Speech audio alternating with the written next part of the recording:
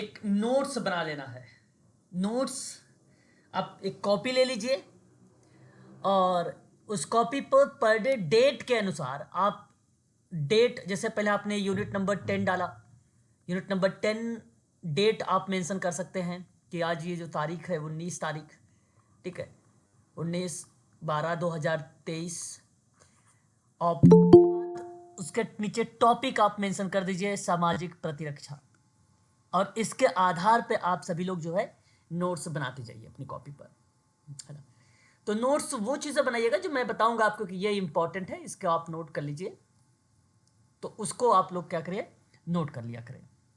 जो इंपॉर्टेंट लगता है मैं आप लोगों को बताता भी रहता हूँ कि IMP है परीक्षा के दृष्टिकोण से, तो उसे आप लोग नोट कर लिया करें। तो देखिए, सामाजिक प्रतिरक्षा आज का हमारा टॉपिक है, ये यूनिट नंबर 10 है। मैंने कल बताया भी था कि रीज़न मैंने इसलिए यूनिट नंबर 10 लिया है कि एक बार हम लोग लास्ट से देखते हैं। शुरुआत की चीज़ें हमें पता ही होती है, सोशल वर्क की डेफिनेशन वगैरह काफ़ी समय से हम लोग स्टडी कर रहे हैं सोशल वर्क में।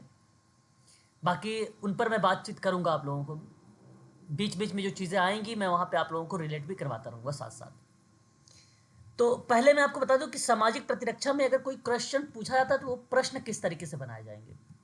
पहले आपको एक बार प्रश्नों से रूबरू करवा दो, फिर आप लोगों को इसके कॉन्सेप्ट पर बात करूंगा। एक क्वेश्चन आता है आपके सामने कि प्रतिरक्षण व्यवस्था, देखो सामाजिक प्रतिरक्षा के ही अंतर्गत सवाल पूछा जाता है और कहेगा प्रतिरक्षण व्यवस्था है, प्रतिरक्षण व्यवस्था का प्रयोग, प्रतिरक्षण व्यवस्था का प्रयोग किस है ना, किस प्रकार की आपराधिक, देखिए सामाजिक प्रतिरक्षा वाली प्रक्रिया में अगर हम बात करते हैं तो आपराधिक प्रवृत्तियां बेसिकली मेंशन होती हैं।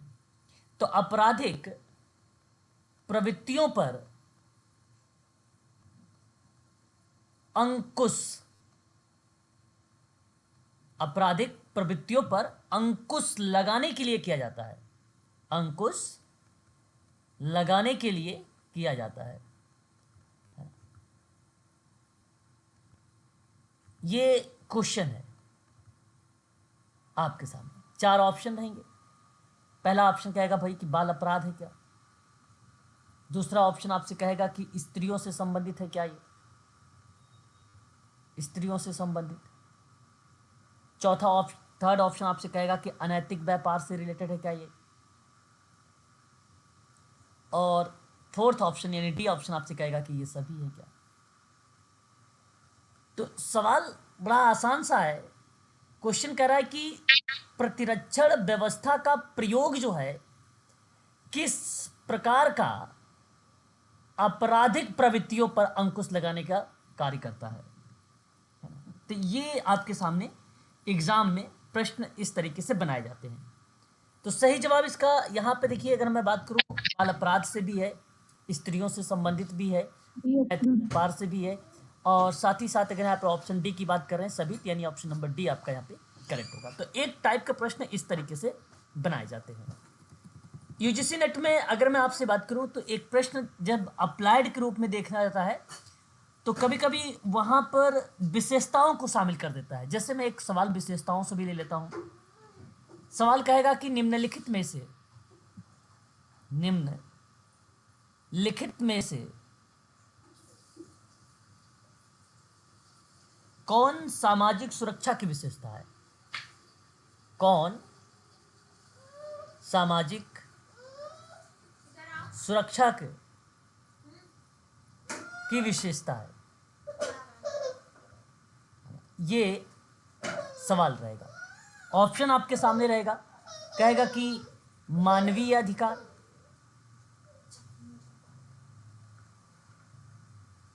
ऑप्शन बी आपसे कहेगा राज्य का उत्तरदायित्व,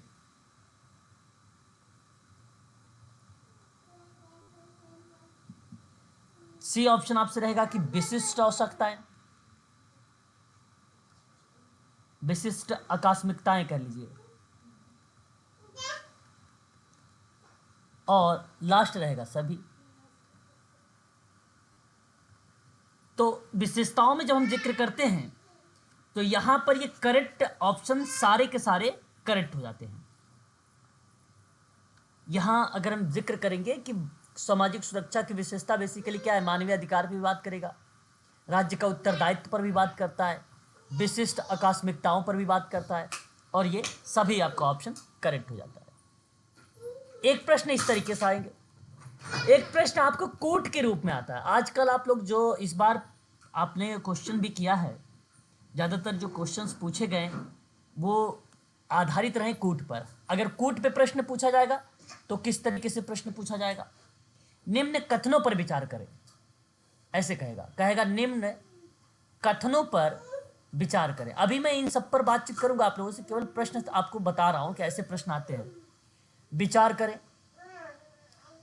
आपके यहां पॉइंट्स में लिखा रहेगा। पहला पॉइंट नंबर 1 आपको कहेगा कि सामाजिक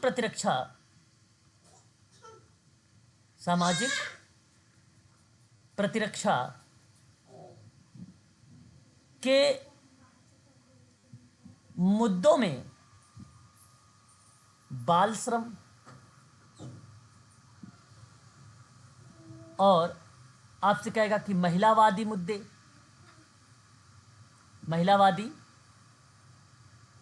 मुद्दे, वृद्धजनों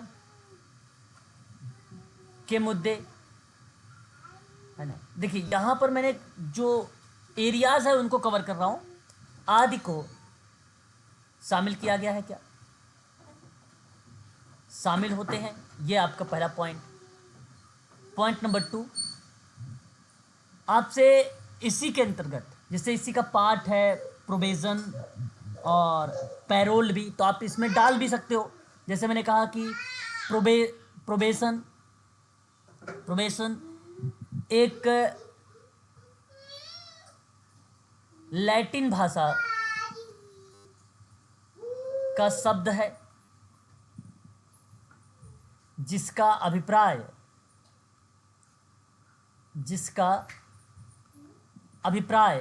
परीक्षण करना है। ये दूसरा कूट हो गया। तीसरा पॉइंट आपको लिखेगा कि प्रोबेशन का सूत्रपात, प्रोबेशन सामाजिक प्रतिरक्षा का पार्ट है, ध्यान रखिएगा। प्रोबेशन का सूत्रपात 1942 में वॉटसन तथा ऑगस्टस ने किया था। ये थर्ड पॉइंट था। पॉइंट 4 आपसे कहेगा कि प्रोबेशन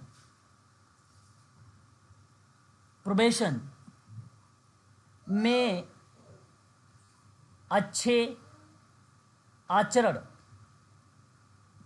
के आधार पर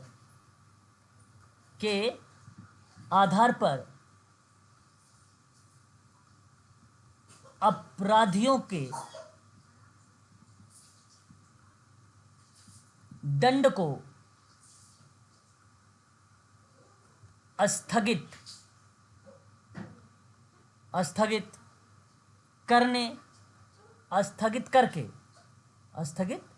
करके सुधरने का अवसर दिया जाता है।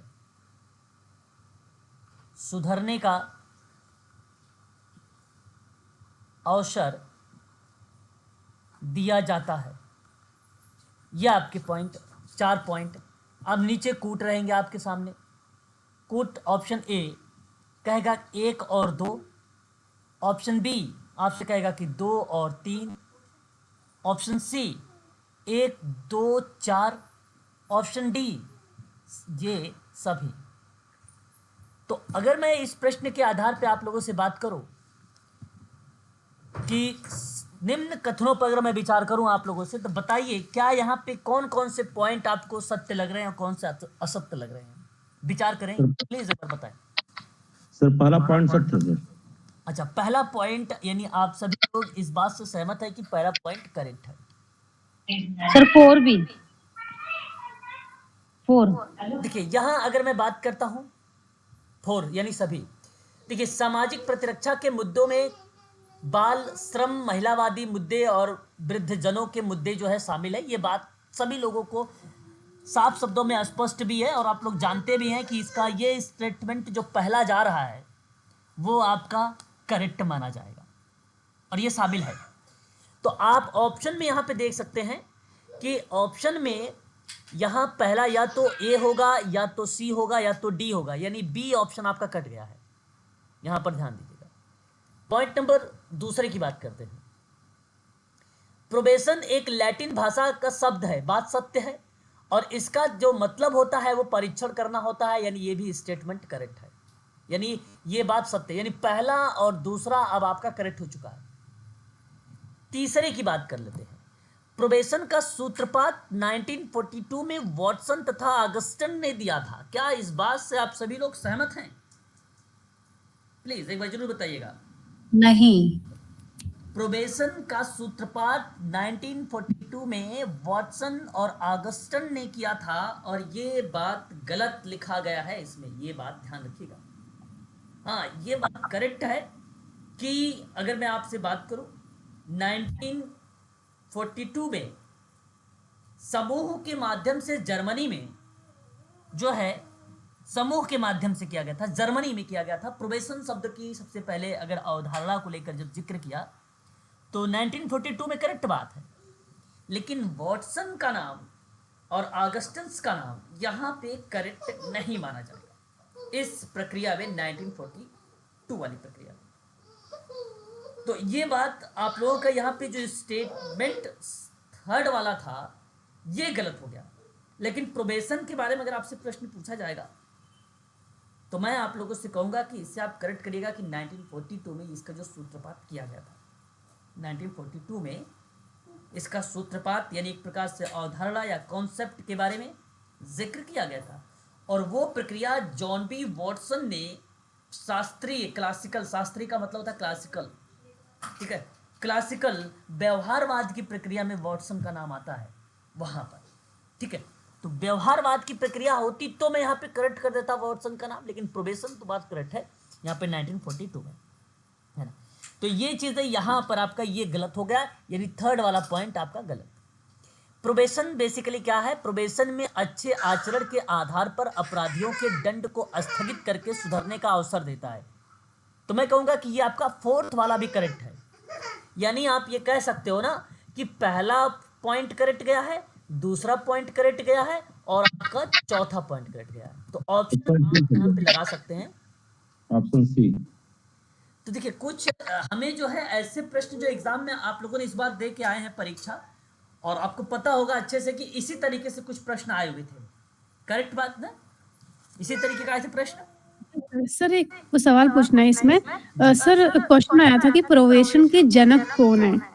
ओके, आया था। सवाल जी सर। के जनक, जी सर, हमें ऑप्शन ऐसे नाम थे उसमें जो हमने ऐसे लग रहा था कि हम जानते नहीं उन नाम को। देखो नहीं, प्रोबेशन के जनक तो यही है, ऑगस्टस, है ना। अगर हम जॉन ऑगस्टस की बात करते हैं, अमेरिकी एक विद्वान है ये। प्रोबेशन शब्द को बेसिकली जब अंग्रेजी में जिक्र किया तो इसी ऑगस्टन, जॉन ऑगस्टन ने ही किया है, तो जनक इन्हीं को कहा जाता है ना। जॉन ऑगस्टन्स को ही जनक कहा जाता है। ये एक दंड सुधारक प्रक्रिया मानी जाती है और इन्होंने ही सबसे पहले शुरुआत किया था, ठीक है। और कैदियों के पुनर्वास को लेकर इन्होंने बड़ी रुचि रिप्रेजेंट किया था, और उस रुचि को सन 1841 में ही स्टार्ट कर दिया था उन्होंने, 1841 में, 1841 में, है ना। तो ये बात आप ध्यान रखिएगा। यहाँ पे अगर आपसे प्रश्न बने कि परिवीक्षा के जनक कौन है, तो आप जॉन ऑगस्टन का नाम लगाइएगा प्लीज। करेक्ट है ये बात, एक बार स्पष्ट करिए। यस सर, एक बार वो जर्मनी का भी बता दो ना, क्या कह रहे थे जर्मनी का? जर्मनी में एक समूह के माध्यम से जो है 1942 में ना प्रोबेशन शब्द का जो है सूत्रपात किया गया था, एक समूह के माध्यम से, एक ग्रुप के माध्यम से किया गया था, है ना। एक ग्रुप के माध्यम से, ग्रुप का माध्यम मतलब ये था कि कोई कार्य हो रहा है तो ग्रुप वर्क के माध्यम से। तो प्रक्रिया, अगर मान लो सवाल यहाँ पे मैं ग्रुप वर्क रखता तो मुझे लिखना चाहिए था प्रोबेशन का सूत्रपात 1942 में समूह के माध्यम से जर्मनी में किया गया, तो करेक्ट था, गलत नहीं था, तो वहां पे करेक्ट था। यहाँ तो मैंने सूत्रपात का नाम भी लिख दिया और यहाँ पे मैंने प्रोबेशन के सूत्रपात का जो जनक है उनका भी नाम लिख दिया, तो इस वजह से क्या हुआ, कंफ्यूज कर दिया दोनों पॉइंट, है ना। तो रीजन सही था वहां पे। जर्मनी में अगर पूछेगा तो 1942 वाली प्रक्रिया करेक्ट रहेगी। अगस्टन का नाम पूछा जाएगा तो यहाँ पे जनक के रूप में अगर एक बच्चे ने पूछा भाई, तो वो भी आप लगा सकते हो कि जनक के रूप में आते हैं, और ये बात करेक्ट है, जनक इन्हीं को कहा जाता है। पहला औपचारिक परिवीक्षा के बारे में अगर किसी ने जिक्र किया है तो नाम जॉन ऑगस्टन का ही आता है, जॉन ऑगस्टन का नाम आता है। अमेरिका में औपचारिक परिवीक्षा प्रणाली होने से पहले जॉन ऑगस्टन की प्रक्रिया हमें देखने को मिली है, और पहला औपचारिक परिवीक्षा अधिकारी बोस्टन की अदालतों से जुड़ा हुआ था। कहाँ से जुड़ा हुआ था? बोस्टन की अदालतों से जुड़ा हुआ था, और ये पहला जो था वो 1871 का था। ऑगस्टन की प्रक्रिया जो आती है वो 18 से आती है, 18 वर्ष वाले में। पुनर्वास के एक सुधारात्मक दर्शन पर ये बेसिकली क्या है, आधारित है, उसी पर बेस्ड है ये, ठीक है। तो ईयर क्या बताया था? ईयर क्या बताया था? Augustan sir. हाँ, ईयर बता दो। ईयर क्या, कौन सा ईयर पूछ रहे हैं आप सर, कौन सा ईयर? जॉन अगस्टस के सर ईयर क्या बताएं आप सर? हाँ, 1871। 1871। हाँ, 1871 नोट कर दो क्या मैं स्क्रीन पर? यस सर, के बारे यस। में प्रोविजन हाँ के सर, बारे नोट में कर बताया था सर। बिल्कुल बिल्कुल बिल्कुल, मैं नोट कर रहा हूँ, एक बार आप प्लीज नोट कर ज्वाइन लीजिए। नहीं हो पा 1871 में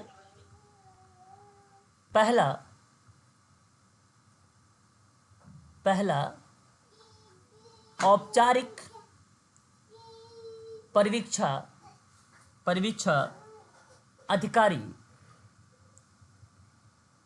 अधिकारी बोस्टन की अदालतों से जुड़ा था। यह आप ध्यान रखिए। और 1909 में संघीय स्तर पर ना एक परिवीक्षा बिल पेश की गई थी, लगभग 20 साल पहले की बात है, और उस प्रक्रिया में जो है ये रिप्रेजेंट नहीं हुआ, प्रस्तुत नहीं किया गया, एक प्रकार से आप एक लिखित पारित नहीं हुआ। तो हालांकि परीक्षा में नहीं पूछा जाता वो पार्ट, लेकिन आप चाहो तो उसे भी आप ध्यान में रख सकते हो। दूसरी बात, पुनर्वास के सुधारात्मक दर्शन पर अगर कोई चीज आधारित है वो परिवीक्षा आधारित है। पुनर्वास के सुधारात्मक दर्शन, पुनर्वास के, मैं नोट कर रहा हूं, सुधारात्मक दर्शन, पुनर्वास के सुधारात्मक दर्शन। तो आप ये कह सकते हैं कि इस पे आधारित है। बेसिकली क्या था ये कि अमेरिका राज्य के वयस्क और किशोर परिवीक्षा कार्यक्रम स्थापित किए गए थे। अमेरिका में क्या स्थापित किया गया था? वयस्क के लिए और किशोर के लिए, जो एडल्ट थे, उनके लिए एक परिवीक्षा कार्यक्रम जो है रखा गया था, स्थापित हुआ था। और वो जो कार्यक्रम रखा गया था ना, वो पुनर्वास के सुधारात्मक दर्शन पर आधारित था, उन्हीं पर बेस्ड था। तो वो प्रक्रिया वहीं पर आना शुरू हो गई। तो इसलिए मैंने यहाँ पर मेंशन कर दिया कि पुनर्वास के सुधारात्मक दर्शन पर ज़्यादातर प्रक्रियाएं जो होती, जो भी कार्यक्रम वगैरह होता है, सो इसी पर बेस्ड होता है, इसी पर बेस्ड होता है। और जनक का नाम अगर आप लोगों से पूछा जाए कि परिवीक्षा के जनक कौन है या प्रोबेशन के जनक कौन है,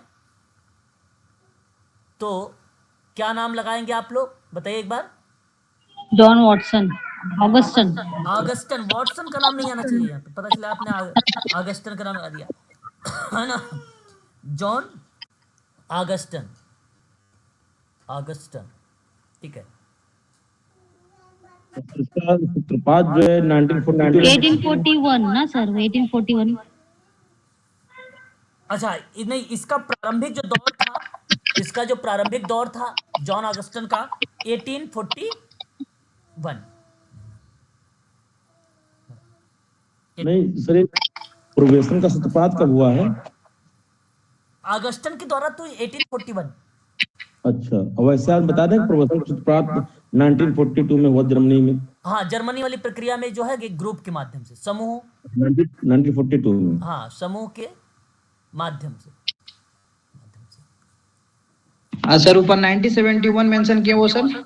वो 1879 औपचारिक परिवीक्षा अधिकारी बोस्टन की अदालत से जुड़ा हुआ था। तो वह प्रक्रिया में जैसे परिवीक्षा कार्यक्रम जो था वो सभी अदालतों का एक हिस्सा होना चाहिए था। एक कंपलसरी बात वहां पर किया गया था 1871 में। मैं लिख दूं वो भी पॉइंट हाँ 1871 सर, का। थोड़ा सा मेंशन कीजिए सर। बिल्कुल, देखिए आप लिख सकते हैं 1871 वाली प्रक्रिया में अगर मैं बात करूं तो मैंने भी आपको लिखवाया कि औपचारिक परिवीक्षा अधिकारी बोस्टन की अदालतों से जुड़ा हुआ था। दैट इज राइट, ये आपका करेक्ट है, वहां पे आपने ये लिखा। ये बेसिकली क्या था, ये जो परिवीक्षा कार्यक्रम था, एक बार प्लीज म्यूट रहिएगा। अगर हम बात करें परिवीक्षा परिवीक्षा कार्यक्रम जो था, ये कार्यक्रम आपने नाम सुना होगा मैसाचुसेट्स का नाम है ना। तो उस प्रक्रिया में अगर हम बात करते हैं उसकी सभी अदालतों में, मैसाचुसेट्स की सभी अदालतों में, ठीक है, आप मुझे लिखा सभी अदालतों का हिस्सा होना अनिवार्य था। हिस्सा होना अनिवार्य था। तो ये बातें उनके द्वारा ये चीजें जो है प्रस्तुत की गई थी, ठीक है, ये करेक्ट हो जाता है फिर यहाँ पर। ये क्या लिखे हैं सर? मैसा, उसके बाद क्या लिखे हैं सर? मैसाचुसेट्स, इसका नाम मैसाचुसेट्स बोला जाता है ना, मैसाचुसेट्स। ये जानते हैं क्या है? एक परिवीक्षा कार्यक्रम है जो इसको रिलेट कराता है। मैसाचुसेट्स बोस्टन, इसकी कैपिटल बोस्टन बेसिकली है। मैसाचुसेट्स पूर्वी संयुक्त राज्य अमेरिका का एक न्यू इंग्लैंड क्षेत्र में एक राज्य है वो, और पश्चिम में न्यूयॉर्क से उत्तर की तरफ अगर हम बात करते हैं तो वह एरिया जो जानी जाती है वो मैसाचुसेट्स के नाम से जानी जाती है ना। इसका कैपिटल बोस्टन है। कैपिटल क्या है उसका? बोस्टन है, ठीक है, बोस्टन इसकी कैपिटल। बोस्टन सन 1630 में आया था, इसलिए मैं कभी कभी बोलता नहीं बोस्टन, ये 1630 में आया था बोस्टन, ठीक है।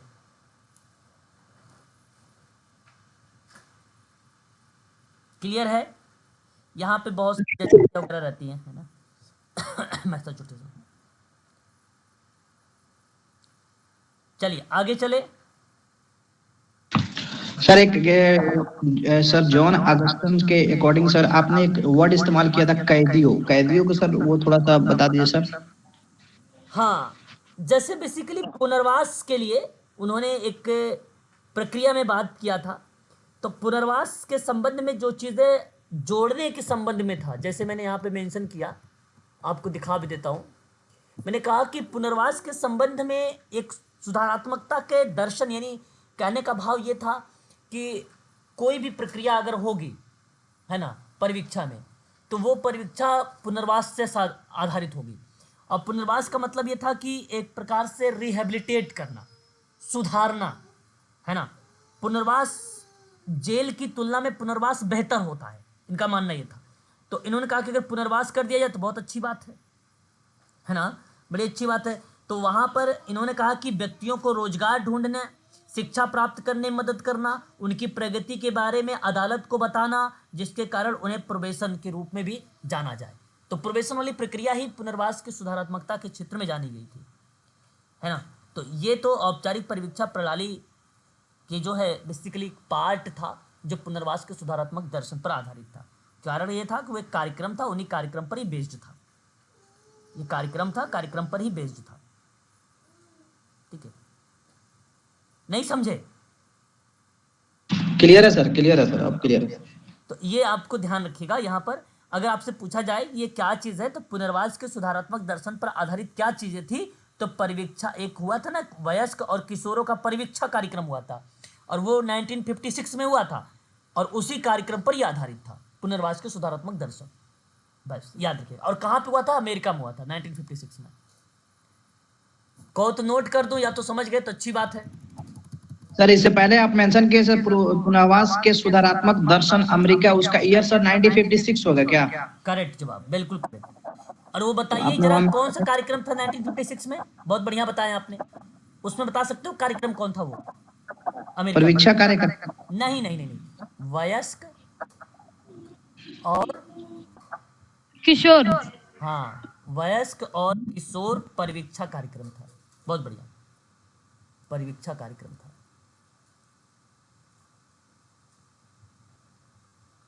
ये था, यही था। ठीक है, अब क्लियर हो गया? आप सेंटेंस क्लियर हुआ सर। ओके, चलो बहुत बढ़िया। Hello sir. बताइए। सर ये सामाजिक प्रतिरक्षा को ये सामाजिक सुरक्षा और हिंदी में और क्या कह सकते हैं? सामाजिक रक्षा भी बोल सकते हो, सामाजिक सुरक्षा भी बोल सकते हैं आप, सामाजिक प्रतिरक्षा भी बोल सकते हैं आप, सामाजिक रक्षा भी बोल सकते हैं, रक्षा युक्त भी कह सकते हो, कई नाम हिंदी में। Okay sir. मैं टॉपिक ले लेता हूँ इसी सामाजिक प्रतिरक्षा को। चले आगे बढ़े, इसके संकल्पना पर हम लोग बातचीत करें। प्लीज एक बार बताएं, सामाजिक प्रतिरक्षा की संकल्पना पर बातचीत करना स्टार्ट करें।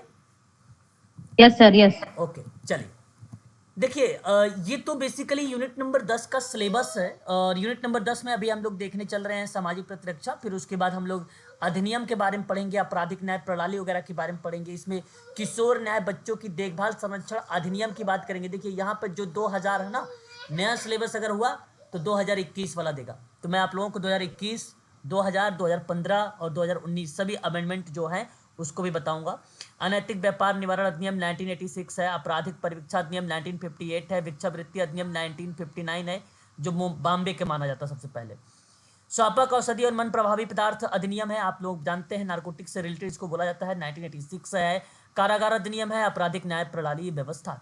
अच्छा, आप आपराधिक न्याय व्यवस्था, ये बड़ा इंपॉर्टेंट नाम है। आप लोगों ने, मुझे उम्मीद है कि आप लोग जानते भी होंगे, इस नाम से रूबरू भी होंगे।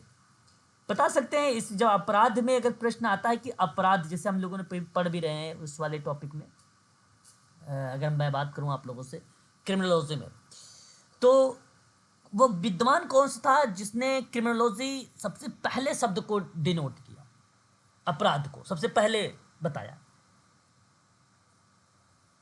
आपने नाम सुना होगा रेफिल गैरफेलो के बारे में, मैंने आप लोगों को पहले भी बता रखा था। अब तो मैं यहाँ पे नोट कर देता हूँ थोड़ा सा, ये भी टर्मिनोलॉजी बहुत इंपॉर्टेंट है क्योंकि परीक्षा में हो सकता है आप लोगों से पूछा जाए। तो क्रिमिनोलॉजी जो शब्द है, सबसे पहले अगर बात करते हैं, सबसे पहले अगर किसी ने जिक्र किया तो एक विद्वान का नाम आता है, उसका नाम है रफेले और गारोफेलो, और सन 1885 में इसने जिक्र किया था। तो क्रिमिनोलॉजी में, तो आपराधिक न्याय व्यवस्था में मैं थोड़ा सा अपराध के बारे में बताऊंगा, फिर आप लोगों को आगे की व्यवस्था पर जिक्र करूंगा। ठीक है, तो ये पॉइंट आपका आ जाएगा। और उसके बाद पढ़ेंगे हम लोग परिवार के साथ समाज कार्य में, फिर विकासात्मक अवस्था, परिवार जो है अभिरचना, परिवार गतिकी, परिवार की कार्य पद्धति, सैद्धांतिक। सर नाम रिपीट कीजिएगा सर, एक बार क्या बोले, नाम रिपीट कीजिएगा सर। ओके, तो नाम नोट करिए, रफेले ये है, और गारोफेलो इनको बुलाया जाता है। दो है क्या सर? 18 नहीं, नाम एक ही है। आर गारोफेलो कह सकते हो आप, या रफेले गारोफेले कह सकते हैं, बात एक ही नाम है, ये एक ही नाम है ना। उसके बाद अगर हम बात करते हैं तो विकास के बारे में थोड़ा सा पढ़ेंगे, विकास की नीतियां वगैरह क्या है, फिर पर्यावरण के बारे में देखेंगे, फिर डिजास्टर मैनेजमेंट के बारे में देखेंगे ना। तो ये आपका, हाँ, तो चलिए शुरू करते हैं। हाँ, लक्ष्मी क्लास में नहीं हो क्या? लक्ष्मी मैसेज भाई कर रही, लक्ष्मी सर मेरे को बार बार नेटवर्क इशू हो रहा है मेरे सर, आवाज आज अगर वीडियो रिकॉर्ड हो जाए तो प्लीज सेंड करिए। हाँ, रिकॉर्डेड क्लास है, लक्ष्मी अगर क्लास में है तो भाई ठीक है, नहीं तो रिकॉर्डेड क्लास है, सबको पता है। तो चलिए एक बार देखिए, ये सामाजिक प्रतिरक्षा को मैंने अभी आप लोगों से क्वेश्चनों से रूप सर एक चीज पूछनी थी सर, आप क्रिमिनोलॉजी शब्द का सबसे पहले सर यहाँ पे उपयोग बताए हैं सर, क्या है इस चीज को? पहले शब्द का प्रयोग गारफोलो ने किया था। अच्छा, सोसेरे ऐसे एक नाम आता है, उनका नाम कंप्लीट हम भूल रहे हैं। किसमें?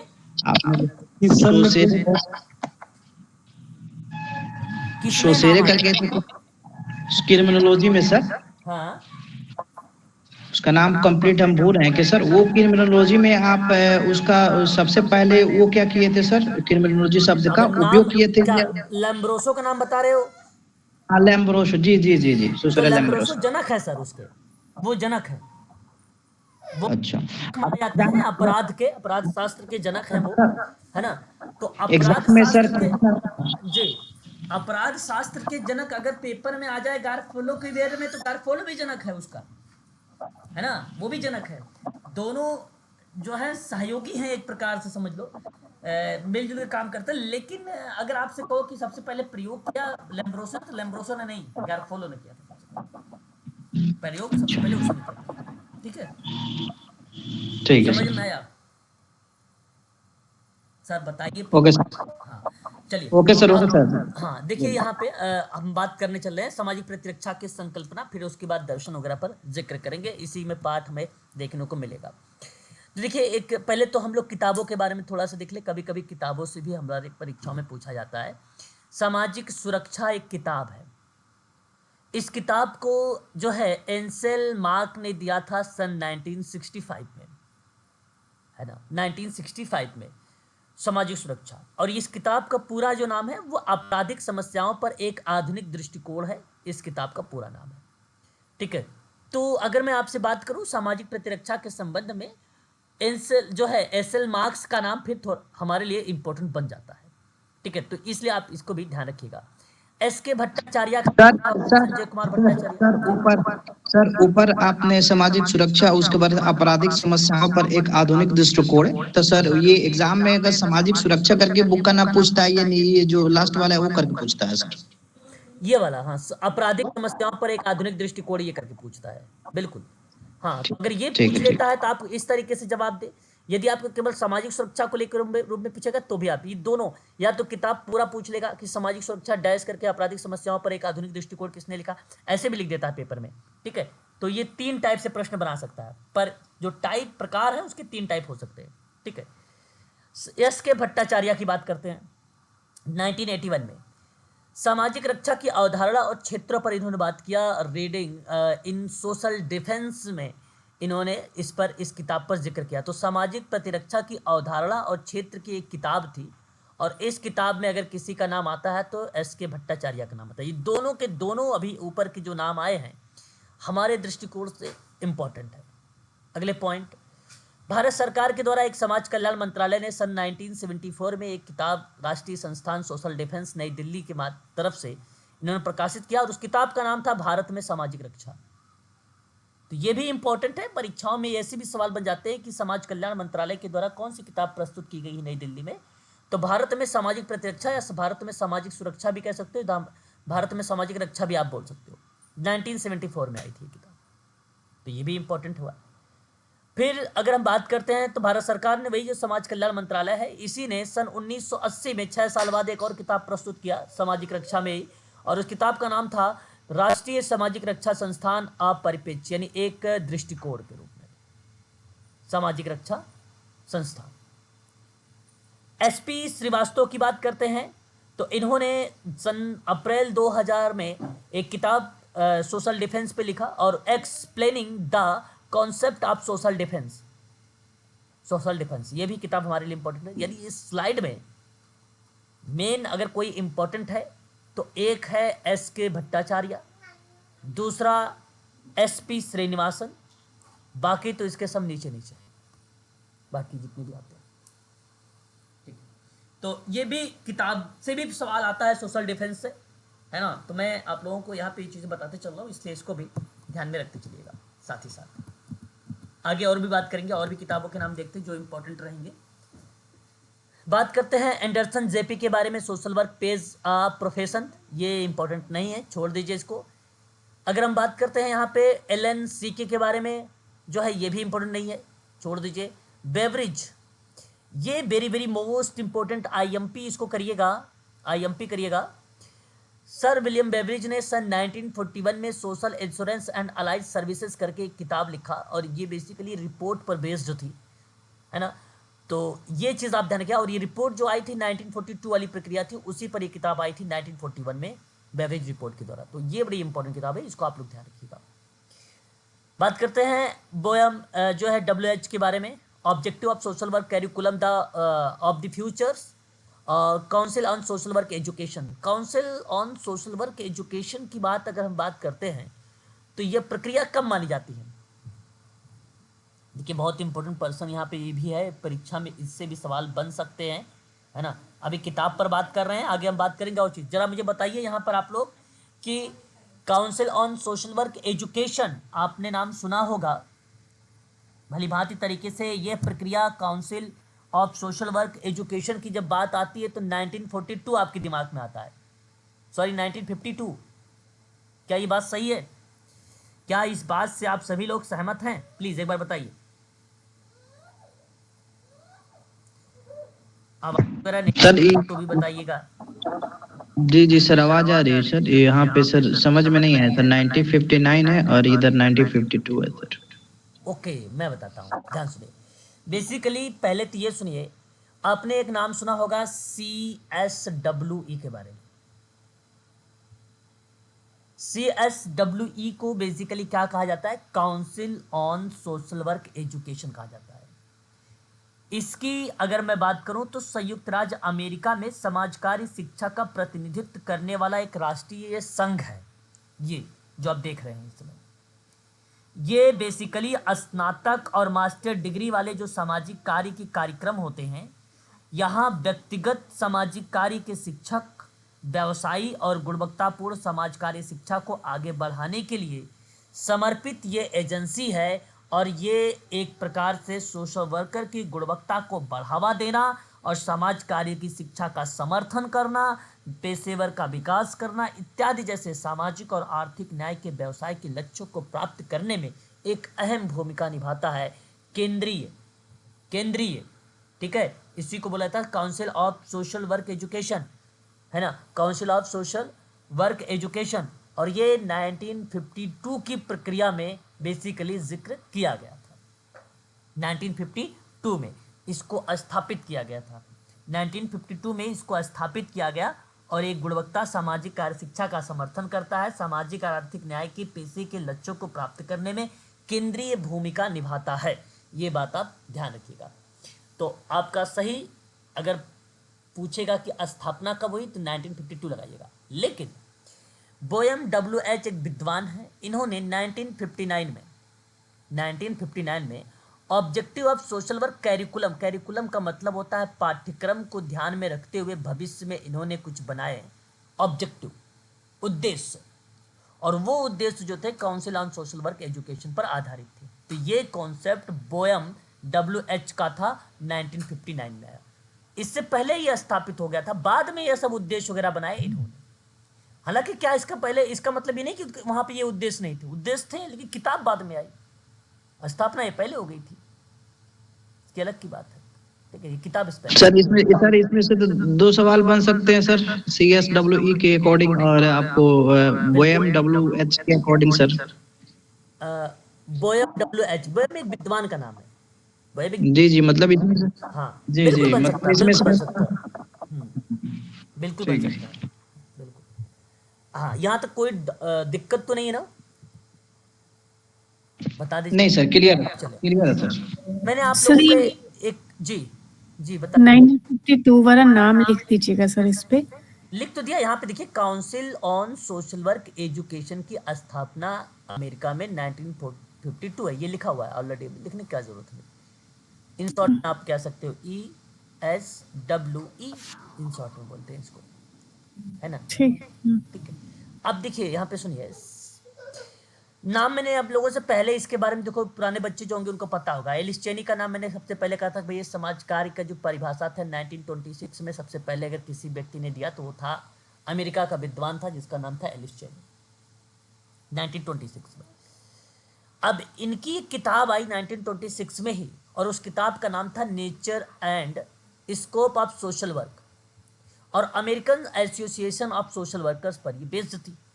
तो आप यहाँ पे कह सकते हो कि नेचर मतलब प्रकृति और क्षेत्र, किसके बारे में बात कर रहे हैं? क्षेत्र और प्रकृति के किसके पार्ट में? तो समाज कार्य के पार्ट में। तो समाज कार्य का क्षेत्र और प्रकृति की किताब 1926 में एलिस चेनी ने लिखा था। ये किताब आपके लिए करेक्ट है।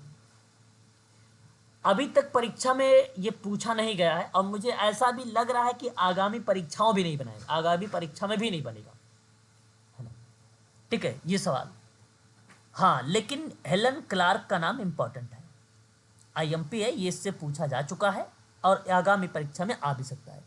1947 की एक किताब आई और उस किताब का नाम था principle and practice of social work, और इस किताब में 3 युगों के बारे में जिक्र हुआ है। जानते हैं 3 युग कौन कौन से थे? बताइए। Principle and practice of social work में 3 युग थे। एक था प्राचीन काल, मध्यकाल, आधुनिक काल। बिल्कुल सही जवाब, बहुत बढ़िया जवाब। प्राचीन काल, मध्यकाल और आधुनिक काल। आधुनिक काल बेसिकली व्यवसाय वाली प्रक्रिया, आज जो है प्राचीन और मध्य दोनों इन्वॉल्व हैं इसमें। मध्य में मानवतावाद थी, प्राचीन में दान हो गया, अर्थदान, वस्तुदान, ये सारी प्रक्रिया चल रही थी, उसको प्राचीन काल में। ये बातें थी हेलन क्लार्क की। 1947 में principle and practice of social work की किताब मेंशन किया गया था। 3 युग थी, वर्ष भी आप ध्यान रखेंगे तो ये हमारे लिए इंपॉर्टेंट रहेगा। अच्छा, सुगाता दास गुप्ता की बात कर लेते हैं। ये भी देखो, दास गुप्ता का नाम भी परीक्षा में पूछा जाता है, आया हुआ है, सुमलित वाले में प्रश्न आया हुआ दास गुप्ता का नाम। इनकी किताब थी सोशल एक्शन। इस सोशल एक्शन में किताब का नाम था in ministry of social welfare, है ना। और ये basically government of India edition था encyclopedia of social work in India करके। तो ये सवाल परीक्षा में पूछा गया था, अगर परीक्षा में आए कि encyclopedia of social work in India, ठीक है, तो ये भी आप करेंगे दास गुप्ता का नाम। यदि social action in ministry of social welfare पूछेगा तो भी आप नाम लगाइएगा दास गुप्ता का नाम। ये दोनों के दोनों ना किताबें दास गुप्ते के द्वारा है, हालांकि किताबें एक ही है, वो एडिशन है एक प्रकार से।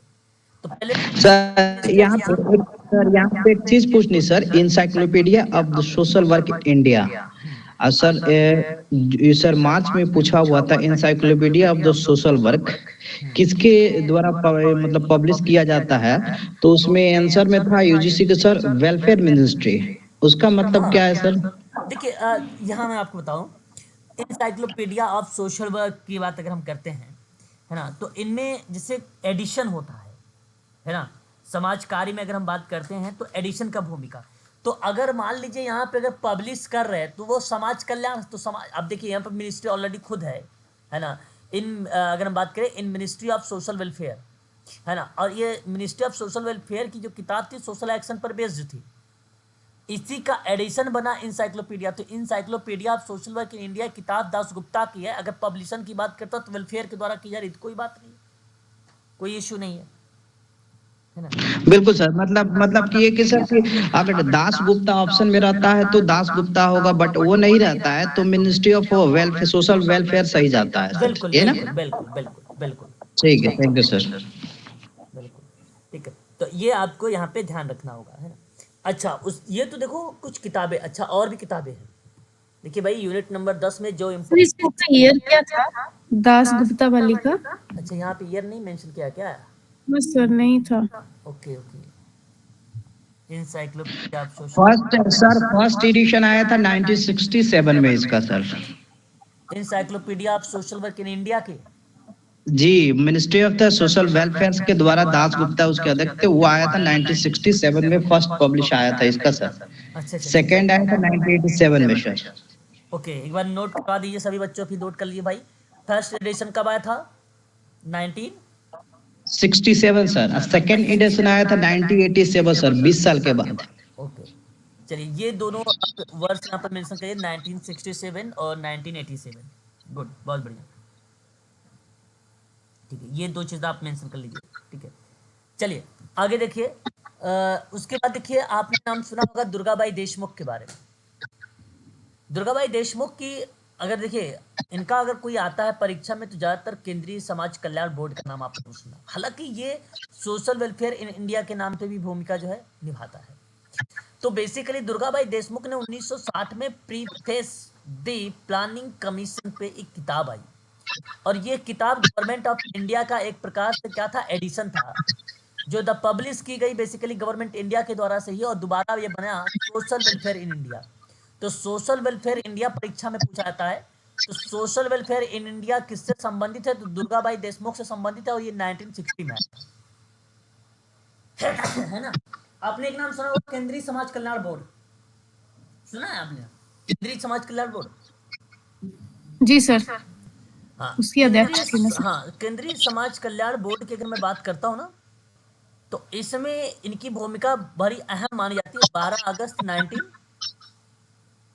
1953, 12 अगस्त 1953 को केंद्रीय समाज कल्याण बोर्ड में इन्होंने इसकी स्थापना किया, यानी विकास के प्रथम अध्यक्ष के रूप में रहे और बड़ी पॉजिटिव इन्होंने कार्य किया है। तो मैं आने वाले टाइम में जो यूनिट्स हैं उसमें मैं कवर करूंगा। पॉइंट है केंद्रीय समाज कल्याण बोर्ड का, ठीक है, दुर्गाबाई देशमुख का, परीक्षा में बहुत बार पूछा जाता है ना।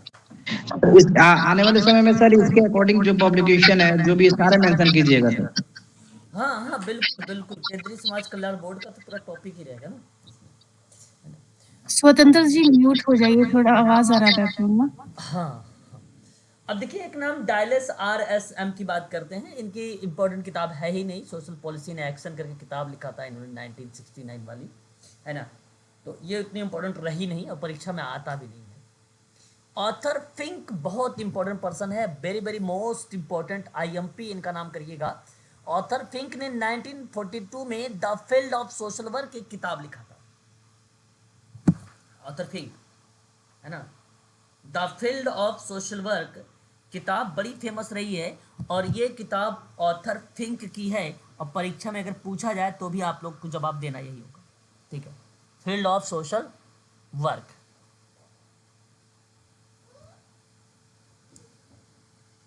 क्लियर है, लिख लिया, the field of social work. Yes yes sir. हाँ, और नाम अगर आपसे पूछा जाएगा तो नाम आप लोग ऑथर फिंक का नाम आप लोग बताइएगा और यहाँ सही जवाब हो जाएगा 1942 वाली प्रक्रिया में ऑथर फिंक का नाम, और ये करेक्ट हो जाएगा। सोशल वर्क के फादर किसे कहा जाता है, बता सकते हो आप? जेम्स एडम्स का। जेम्स एडम्स को, ओके, बिल्कुल जेम्स एडम को ही नाम जाता है और ये आपका करेक्ट जवाब होगा, है ना। ठीक है, बढ़िया, बहुत बढ़िया, ठीक है, आगे बढ़िए। देखिए अब्राहम फ्लेक्सनर का नाम सुना होगा आप सभी लोगों ने। अब्राहम फ्लेक्सनर सर जेन एडम्स कहाँ के थे सर? कौन? जेन एडम्स कहाँ के थे सर? जेम एडम्स अगर मैं बात करूं आपसे तो जेम एडम्स यूके के थे, यूके। अच्छा ठीक। जेम एडम्स जो हैं यूके के पर्सन हैं। सबसे पहले तो समाज कार्य यूके में ही आया था, है ना। तो इस परिप्रेक्ष्य से अगर मैं बात करूं, बहुत फेमस पर्सन रहे।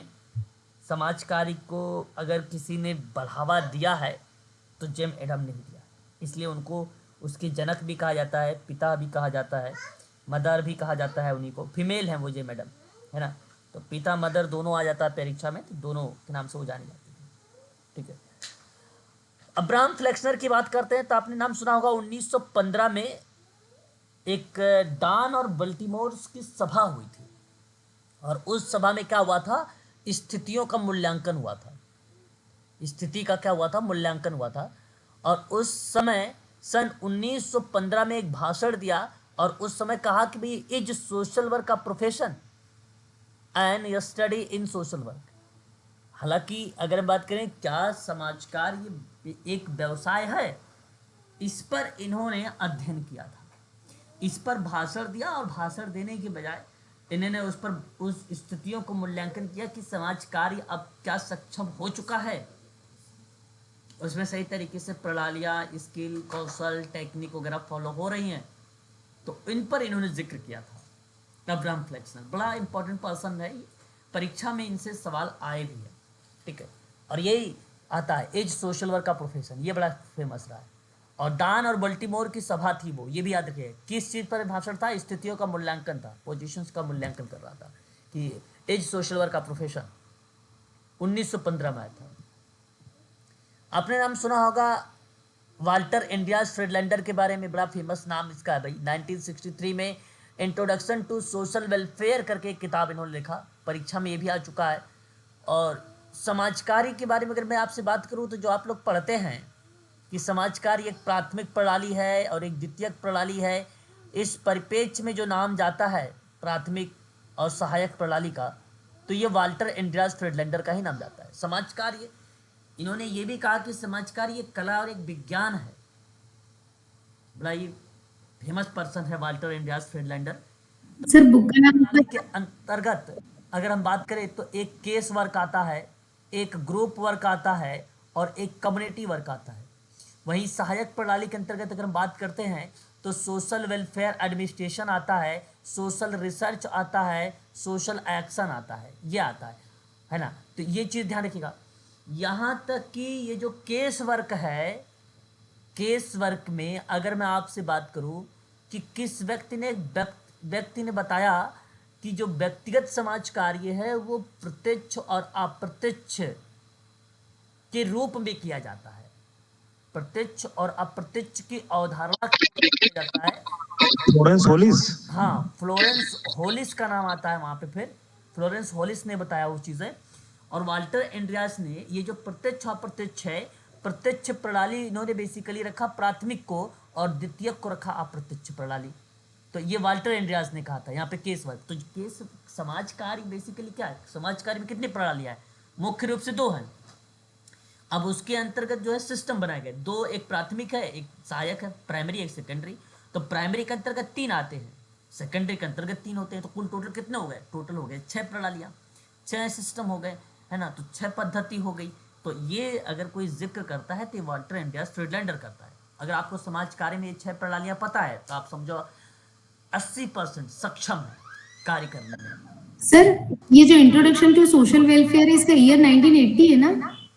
90 देखो मैं आपको बताऊँ ये एडिशन के पार्ट हैं जो 80 यहाँ मैंने देखो अगर एडिशन कोई है तो यहाँ पे लिखा हुआ है, एडिशन नहीं है तो नहीं लिखा हुआ है। वो एडिशन का पार्ट आप 1980 देखते हैं। 1963 में अगर मैं बात करूँ ये सबसे पहली किताब के रूप में है 1963 में। अगर आप पढ़ेंगे दोबारा भी कोई एडिशन तो वो एडिशन के रूप में है 19। आप वहाँ पे देखो जहाँ अगर आपने लिखा होगा, पढ़ा होगा आपने, तो वहाँ जरूर आपने देखा होगा एडिशन मतलब संपादक लिखा होगा। इंट्रोडक्शन टू सोशल वेलफेयर जो बुक है वो बेसिकली अगर आती है तो वो किताब आती है वाल्टर एंड्रियास फ्रीडलैंडर की। किसका नाम आता है बताइए? सर इसका मतलब फर्स्ट एडिशन जो इसका आया है वो 1963 में आया था जी। Okay sir. सर ये द्वितीय में SWA क्या है फुल फॉर्म, ये द्वितीय वाला सारा का? द्वितीय मतलब अच्छा यहाँ नीचे SWA का मतलब सोशल वेलफेयर एडमिनिस्ट्रेशन। ठीक है, ठीक है।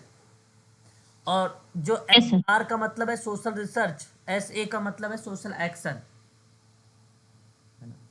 Thank you sir. देखो मैं बताऊँ इंट्रोडक्शन टू सोशल वेलफेयर की बात करते हैं, है ना। तो देखिए अब आपने क्या वर्ष बता रहे थे मैडम? 1980? 1980 सर। हाँ 1980। देखिए अब आपको बता दूं 74 में ना एक किताब इसकी और थी, वो 4th एडिशन था, अक्टूबर 1974 की बात कर रहा हूँ। और वो जो 4th एडिशन था वाल्टर एंड्रियास फ्रीडलैंडर का, और वो था सोशोलॉजी सीरीज पर, प्रैक्टिस हॉल सोशोलॉजिकल सीरीज पर था, इंट्रोडक्शन टू सोशल वेलफेयर, है ना।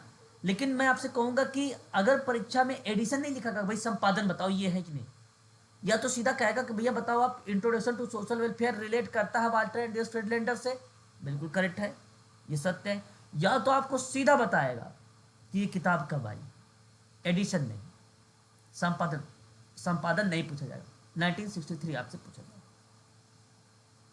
ठीक है। या तो अंतिम पूछेगा हाल का बताइए, हाल में कौन सा संशोधन हुआ, है ना, ये ऐसा कर सकता है।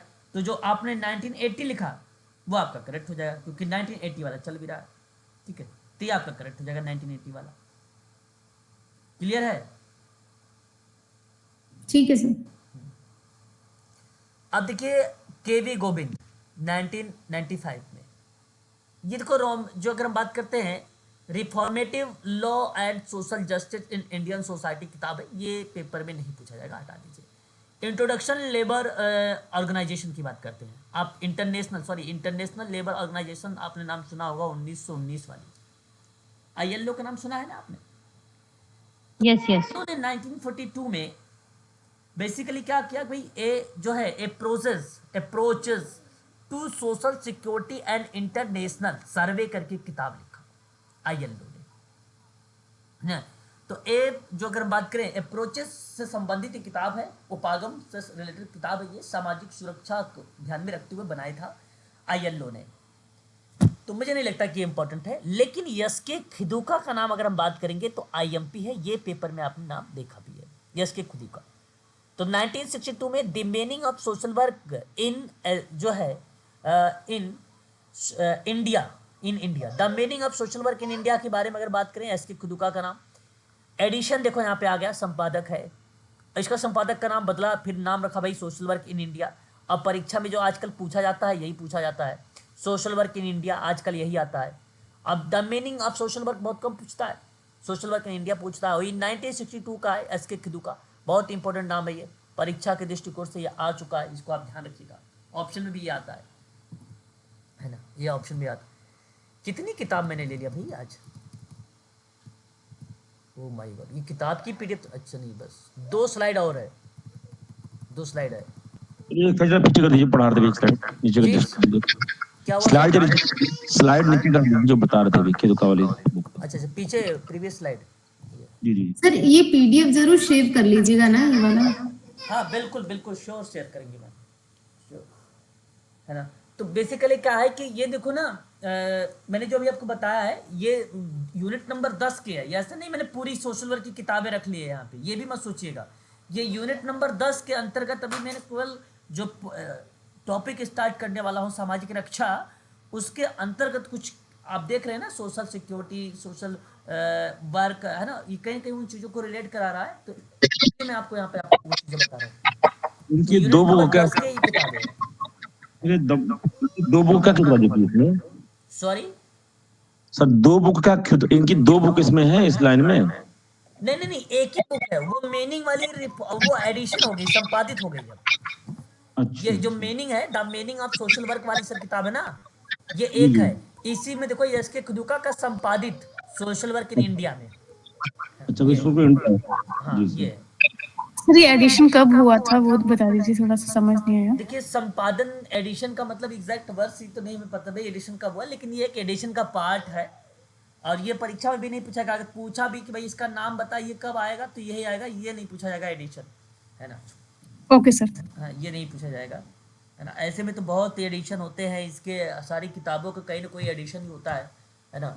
इतने वर्ष हो जाते हैं कि भाई ये, हाँ ये है कि भाई अगर बराबर पढ़ाओ उसको तो उसको वो चीज़ें याद रहती है ना। अब एडिशन उतना पूछता नहीं है परीक्षा में, कोई किसी भी परीक्षा में ज़्यादा नहीं पूछा जाएगा एडिशन, एक आध आ गया तो तुक्का है समझो, और उसे बनाए भी नहीं जाते हैं एडिशन। अगर हम बात करते हैं, कृष्णा नाम है, कृष्णा नाम लिखा हुआ है, कृष्णा अय्यर जस्टिस बिहार के 1980 में जो है जस्टिस एंड बियार्ड किताब है, डीप एंड डीप पर किताब है, न्यू दिल्ली, बट ये किताब नहीं पूछा जाएगा 1980। वही ये कृष्णामूर्ति की बात करते हैं, एस के कृष्णामूर्ति, ठीक है। तो इम्पैक्ट ऑफ सोशल लेजिस्लेशन के, देखिए ये बड़ी इंपॉर्टेंट किताब है भाई, हाँ ये पूछा जा सकता है आपको, ये आप ध्यान रखिएगा। Impact of social legislation on the criminal law of India, very very most important है। इनका कृष्णामूर्ति पूरा नाम है, कृष्णामूर्ति, ठीक है, एस कृष्णामूर्ति, ध्यान रखिएगा, ठीक है। तो सन 1982 में ये किताब इंपॉर्टेंट है, क्रिमिनोलॉजी के संबंध में या क्रिमिनल से रिलेटेड है ये, लॉ वगैरह से, तो इसलिए मैं कहूँगा ये इंपॉर्टेंट है। पीडी कुलकर्णी, सामाजिक न्याय में आपने नाम बहुत सुना होगा। पीडी कुलकर्णी जब भी आते हैं ये सामाजिक नीति के एक रूपांतरण में, एक सेवा में बदल देते हैं भैया, सोशल पॉलिसी को एक सेवा में ले आना, एक सेवा के रूप में रूपांतरित करना, इन्हीं की परिभाषा है पीडी कुलकर्णी की सोशल पॉलिसी में। बहुत इंपॉर्टेंट पर्सन है, परीक्षा में आ चुका है। तो PD Kulkarni 1970 social policy and social development की एक किताब लिखा था, और ये किताब बहुत इंपॉर्टेंट रही है, याद रखिएगा पीडी कुलकर्णी का। पीडी कुलकर्णी एक और किताब लेकर आते हैं 1987 में, social policy in ministry of social welfare, government of India, यानी एडिशन का पार्ट आया। फिर encyclopedia of social work in India, ठीक है। तो बेसिकली यहाँ अगर आपसे प्रश्न बनता है सोशल पॉलिसीज में, तो आप सोशल पॉलिसी में the ministry of social welfare का नाम 1987 लगाइएगा, और सोशल पॉलिसी में जब भी नाम आए तो सबसे पहले ही नाम आपको पीडी कुलकर्णी सोचना है। जब भी सोशल पॉलिसी में अगर आया भी आज तक ना, तो केवल पीडी कुलकर्णी से ही सवाल आए, ये भी आपको बता दूं। डेविड मिलर की बात करते हैं, सोशल जस्टिस की बात करते हैं, डेविड मिलर, है ना, इंपॉर्टेंट नहीं है, छोड़ दीजिए। मिनिस्ट्री ऑफ लेबर एम्प्लॉयमेंट जो है एम्प्लॉयमेंट रिहेबिलिटेशन की बात करते हैं, ये 1969 में एक किताब है, government of India report of the जो है national commission of labour in India, ये कॉन्सेप्ट था basically ministry of labour employment and rehabilitation 1969 में। हाँ, ये ध्यान रखिएगा, यहाँ पे कोई ऐसा नहीं कि भाई ये किताब के रूप में ही परीक्षा में पूछा जाए, आपसे ये भी जरूर पूछ सकता है कि भाई आप बताए जरा कि the national commission of labour in India के माध्यम से ministry of labour employment and rehabilitation कब आया। ठीक है, तो ये एक मंत्रालय है जहाँ पे एम्प्लॉय का मतलब क्या होता है, नियोक्ता, है ना, नियोक्ता और पुनर्वास के संबंध में जो है लेबरों के बारे में बात कर रहा होता है। तो उस संबंध में 1969 जरूर लगाइएगा, गवर्नमेंट ऑफ इंडिया के द्वारा है, ये रिपोर्ट है, एक प्रकार से एक रिपोर्ट है। तो 1969 में ministry of labour employment and rehabilitation, rehabilitation का मतलब था पुनर्वास। आपने एक नाम सुना होगा साइमन पेटिट का, सामाजिक कार्यकर्ता, जो आपने नाम शब्द सुनते हो कि भाई ये सामाजिक कार्यकर्ता है, आप सामाजिक कार्यकर्ता, ये साइमन पेटिट ने, एक विद्वान है, उसने दिया था। तो ये साइमन पेटिट नहीं, बट यहाँ पे पेटिट के नाम की वजह से मुझे साइमन पेटिट का नाम याद आ गया।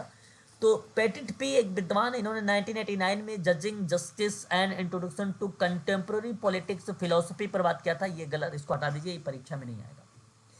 हाँ, सुरेंद्र आर का नाम सुना होगा, आर सिंह के बारे में, जो बेसिकली सोशल एक्शन में नाम आता है उनका। तो सुरेंद्र सिंह का नाम भी परीक्षा में आता है, याद रखिएगा, ये आजकल आधुनिक समय में चल रहा है, वर्तमान समय में चल रहा है।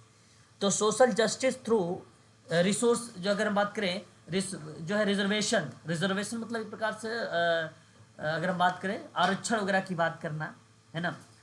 तो सामाजिक न्याय के संबंध में अगर आपसे सवाल पूछा जाए, जस्टिफिकेशंस ऑफ या एंड स्टडीज, ठीक है, studies for increasing its effectiveness. तो मैं आपसे कहूँगा कि ये आप जरूर ध्यान रखिएगा, जस्टिफिकेशन यानी न्याय को संबंध में रखते हुए और उसका स्तरीकरण करते, स्तरीकरण मतलब जो है स्ट्रेटिफाइड करना, उस प्रक्रिया को स्तरीकरण करते फॉर इंक्रीजिंग इट्स इफेक्टिवनेस के रूप में आर सिंह ने एक किताब लिखा है। तो कभी भी किताब अगर पूछा जाए जस्टिफिकेशन को लेकर, तो भी आप वहाँ पे सोशल जस्टिस में जस्टिफिकेशन में आप आर सिंह का नाम लगाइएगा। और अगर आपसे सोशल पॉलिसी पूछेगा तो पीडी कुलकर्णी का नाम लगाइएगा। किसका नाम लगाएंगे? पीडी कुलकर्णी का नाम लगाइएगा। समझ रहे हो ना मेरी बात? बताओ, बोलते रहिए भाई साथ साथ। रिपीट कर दीजिए, पीडी कुलकर्णी का नाम कब लगाना? पीडी कुलकर्णी का नाम आता है जब सोशल जस्टिस आता है, सोशल पॉलिसी जब आती है, सोशल पॉलिसी जब आती है ना, जब सोशल पॉलिसी आती है। बताइए। जी सर, जी क्लियर है सर। चलो, और जब सोशल जस्टिस का नाम आएगा तो सुरेंद्र सिंह का नाम आएगा। और ये एक लास्ट स्लाइड है, ये लास्ट स्लाइड देखिए, ये देखो सोशल रिसर्च में नाम आता है basically introduction to social work को लेकर, प्रैक्टिस एंड हॉल को लेकर, जो है स्कैडमोर, रेक्स ए, मिल्टन जी, थेकरे, बहुत सारे नाम ऐसे आ रहे हैं। तो मैं कहूँगा कि ये नाम इम्पोर्टेंट नहीं है, नहीं कि ये परीक्षा में शायद आ भी चुका है ना, इंट्रोडक्शन टू सोशल वेलफेयर। मुझे याद आ रहा है कि शायद ये नाम आ चुका है, थेकरे का नाम आया हुआ है, ये नाम आया, आईएमपी करिए, ये नाम आया हुआ है ना, ये नाम आया हुआ है, आईएमपी है। एक बार आपको बताओ, सम्मिलित करने वाले में आया हुआ है, लास्ट के 2 साल पीछे का क्वेश्चन देखिएगा कोई, उसमें आपको मिल जाएगा ये थेकरे। विलियम फैले का नाम इंट्रोडक्शन टू सोशल वेलफेयर का अगर कोई रिलेट कराता है तो थेकरे का नाम आता है, ये आपका नाम करेक्ट है, ये आया हुआ है। वेलेंस्की हेरोल्ड के बात करते हैं, ये नाम हटा दीजिए, ये इसके संबंधित नहीं है, industrial society and social welfare से रिलेटेड है। वेलेंस्की हेरोल्ड वही है, हटा दीजिए। अगर हम यहाँ पे बात करें जस्त्रो charge introduction to social welfare institutional के बारे में, हटा दीजिए, ये इनका भी नाम इंपॉर्टेंट नहीं है। ठीक है, बस इस स्लाइड में केवल एक ही पॉइंट इंपॉर्टेंट है, ये पहला वाला, है ना। तो आज के बस करिए इतना ही रखिए, काफ़ी इंपॉर्टेंट आपने बातें कही है, और वो चीज़ें थी फैक्ट पर, है ना। और फैक्ट वो था यूनिट नंबर 10 का बुक, है ना, यूनिट नंबर 10 की जो मेन किताबें थी आईएमपी के रूप में, उन किताबों से आप लोगों को रूबरू करवाया हूँ। ये पीडीएफ अभी मैं आपके व्हाट्सएप ग्रुप में शेयर कर देता हूँ, ठीक है? Yes sir, yes. हाँ, ठीक है। है।